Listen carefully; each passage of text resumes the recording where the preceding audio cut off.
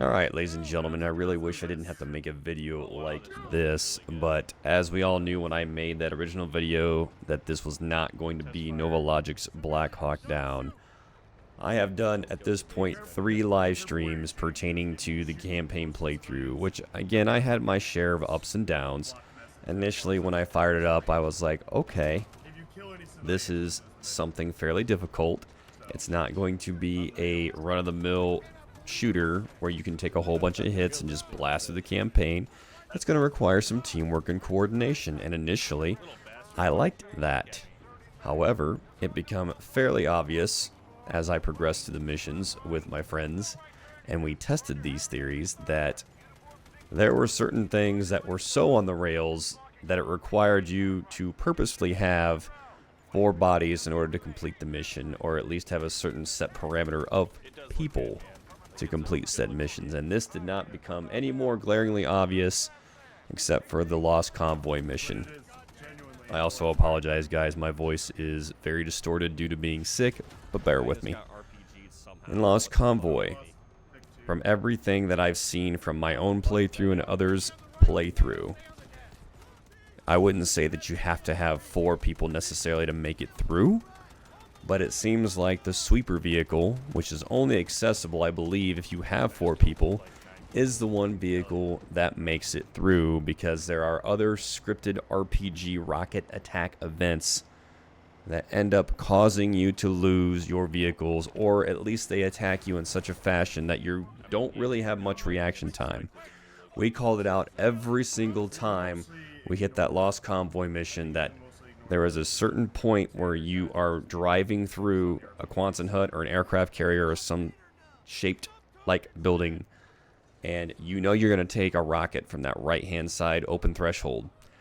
We've tried pre-firing it, everything else. We know it's coming, and we cannot kill the RPG shooter before we get there. It is a scripted event that only the sweeper vehicle can survive as long as they engage that person. It's been consistent every single time we've been there, and that really took the cake for us as far as this just being a scripted event. You took away the tactical freedom, you took away the tactical maneuverability, you took away everything. Now, granted, I get it. To certain things, I guess that makes sense from a storyline perspective, because the following mission afterwards, Rescue Durant, we all kind of knew how the story was going to play out there. But you took away the tactical freedom of choice. And that's what this game starts to suffer from as you progress further down the line. You start to realize that you do not have the tactical freedom to conduct yourself like you could in the prior Delta Force Black Hawk Down campaign with Nova Logic that we all appreciated. Was that game necessarily perfect? No, it wasn't perfect, but you know what? It had balls, it had teeth, it gave you maneuvering, it gave you freedom.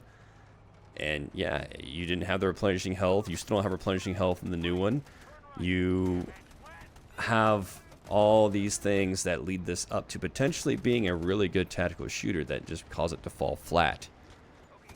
Now, on top of restricting you to just a fire team of 4, which I get, that's kind of what they're going for as far as difficulty rating and the amount of people that can play.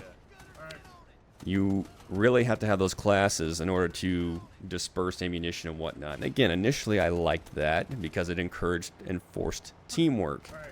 However, it also doesn't make sense from a realistic perspective. There's no way, just like 6 Days in Fallujah, there's no way I'm going to have a fire team size element tackle on these challenges by themselves without any supporting element, any adjacent units nearby, or anything of that nature. It's just not going to happen ever.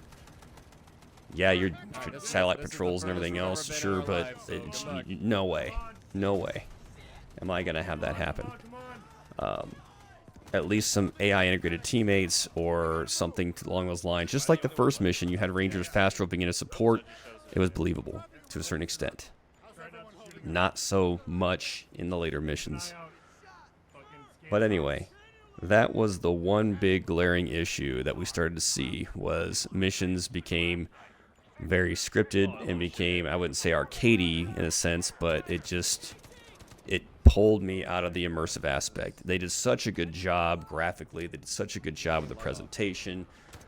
Everything on that nature. The reload animations and everything else were top notch. Probably the best I've seen in a game as far as capturing the essence and reality and situation of everything. All that stuff was very, very well done. And then it just handicaps itself and shoots itself in the dick with all these scripted, structured things that just completely take me out of it. Having to throw an IR strobe has to be perfectly placed in this certain position in order for that particular Casper to engage. I'm like, what in the fuck? Really? So, again, I wasn't expecting perfection, but I will not lie and say I wasn't a tad bit excited when they decided to make the W move and make the game free campaign-wise. I said, okay, I'll at least get to experience this for myself for free for all of you to see. That was a good consumer move, I thought, on their part. However, I think because now it's free, I don't know if these issues that I just described are necessarily going to be adjusted or tweaked or whatnot. So again, this is from the expectations that I have and the expectation that my audience has when they watch me is they're looking for the tactical choice, which to me is smart gameplay, rewarding smart tactics, allowing freedom of maneuver, and the ability to take on the objectives in a certain fashion. And I also get it. I've played Call of Duty campaigns on this channel before, but those are my expectations on that. I understand it's going to be an on-the-rails shooter and all that. This gives you pretty much the freedom of choice, but then handicaps it, especially with Mission 2.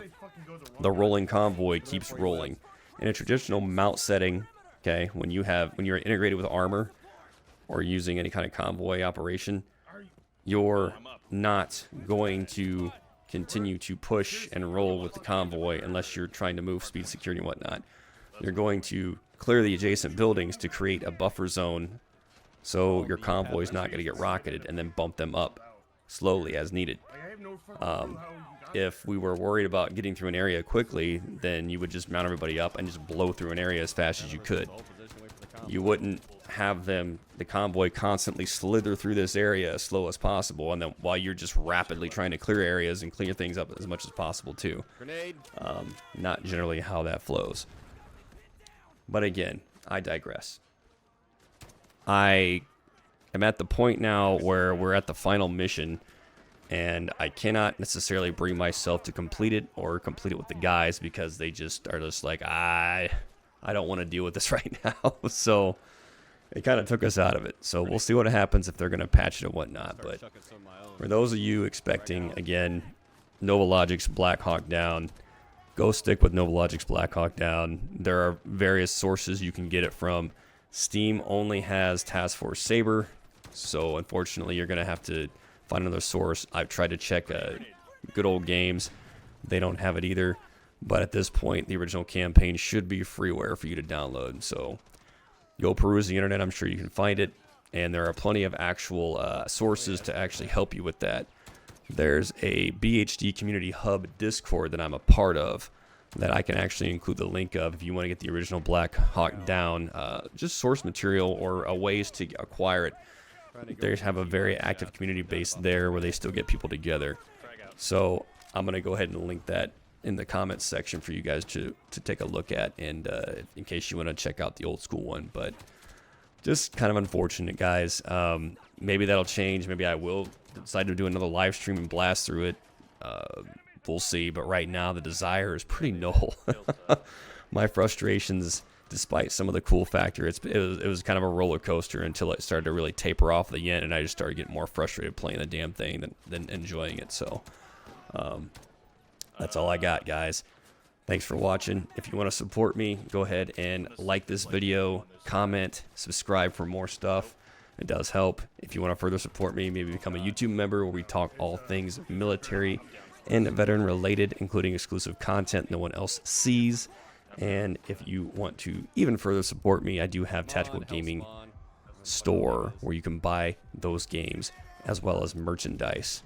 But otherwise, guys, thanks for tuning in, and sorry about my voice, and yeah, we'll see you in the next one. Have a good one.